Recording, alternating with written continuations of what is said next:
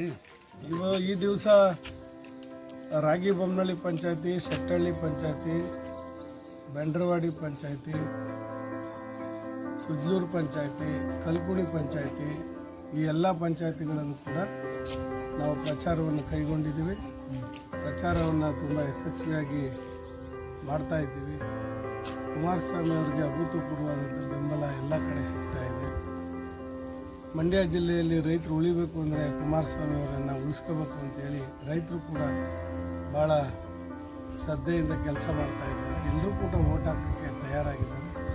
ಹಾಗಾಗಿ ಇವತ್ತು ನಾವು ಅವ್ರ ಪರವಾಗಿ ಇವತ್ತು ಪಂಚಾಯತಿ ಮತ್ತು ಹಳ್ಳಿಗಳಲ್ಲಿ ಪ್ರಚಾರವನ್ನು ಮಾಡಿ ಇವತ್ತು ಹೆಚ್ಚಿನ ಮತವನ್ನು ಕುಮಾರಸ್ವಾಮಿಗೆ ಕೊಡಬೇಕು ಅಂತೇಳಿ ಮನವಿ ಮಾಡಿದ್ದೇವೆ.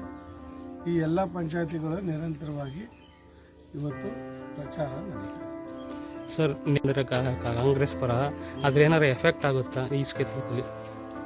ಮೊನ್ನೆ ನೋಡಿದ್ರೆ ಮೈಸೂರಲ್ಲಿ ಅವರು ಭೇಟಿ ಕೊಟ್ಟರು, ಸುಮಲತಾ ಅವ್ರ ಜೊತೆಗೆ ಬರ್ತೀವಿ ಅಂದರೆ ಮತ್ತೆ ಇವಾಗ ಪ್ರತ್ಯಕ್ಷವಾಗಿ ಕಾಂಗ್ರೆಸ್ ಜೊತೆ ಕೈ ಜೋಡಿಸಿ ಹೋಗ್ತಾರೆ. ಕುಮಾರಣ್ಣನೇ ಹೇಳಿದ್ದಾರೆ, ಇದು ಪ್ರಜಾಪ್ರಭುತ್ವ. ಯಾರು ಏನಾದರೂ ಅವ್ರ ಇಚ್ಛೆ ಅನುಸಾರ ಮಾಡ್ಬೋದು. ದರ್ಶನಿಂದ ಏನಾಗಿದೆ, ಕುಮಾರಸ್ವಾಮಿ ಅವರಿಂದ ಏನಾಗಿದೆ ಈ ಮಂಡ್ಯ ಜಿಲ್ಲೆ ಜನಕ್ಕೆ ಅನ್ನೋದು ಎಲ್ಲರಿಗೂ ಗೊತ್ತಿರುವಂಥ ವಿಚಾರ. ಸಹಜವಾಗಿ ಅವರು ಫಿಲ್ಮ್ ಸ್ಟಾರ್ ಆಗಿರೋದ್ರಿಂದ ಜನ ಇವತ್ತು ಪಿಕ್ಚರ್ ನೋಡೋವಂಥ ಒಂದು ಇಚ್ಛಾಶಕ್ತಿ ಇರೋರು ನೇರವಾಗಿ ಹೀರೋ ಅಂತ ಹೇಳಿ ಬಂದಾಗ ಸಹಜವಾಗಿ ಅವ್ರ ಜೊತೆಲಿ ಅವ್ರನ್ನ ನೋಡೋಕ್ಕೆ ಬರ್ತಾರೆ ಜನ.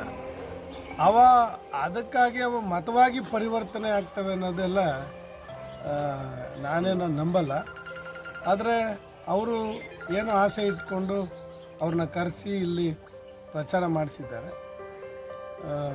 ಆದರೆ ಕುಮಾರಣ್ಣವರು 2 ಬಾರಿ ಮುಖ್ಯಮಂತ್ರಿಯಾಗಿ ರೈತರಿಗೆ, ಬಡವ್ರಿಗೆ ಎಲ್ಲರೂ ಕೂಡ ಸಹಕಾರವನ್ನು ಮಾಡಿದ್ದಾರೆ ಹಿಂದೆ ಎಲ್ಲ. ಅದೇ ಪ್ರಕಾರ ಇವತ್ತು ನಾವು ಕಾವೇರಿ ಉಳಿಸ್ಕೋಬೇಕು ಅಂದರೆ ನಾವು ಖಂಡಿತವಾಗ್ಲೂ ಕೂಡ ಕುಮಾರಸ್ವಾಮಿ ಅವರು ಉಳಿಸ್ಕೋಬೇಕು ಅಂತೇಳಿ ಈಗಾಗಲೇ ಜನ ಮಾತನಾಡ್ತಿದ್ದಾರೆ. 100ಕ್ಕೆ 100 ಭಾಗ ಕುಮಾರಸ್ವಾಮಿ ಅವರು ಗೆಲ್ತಾರೆ.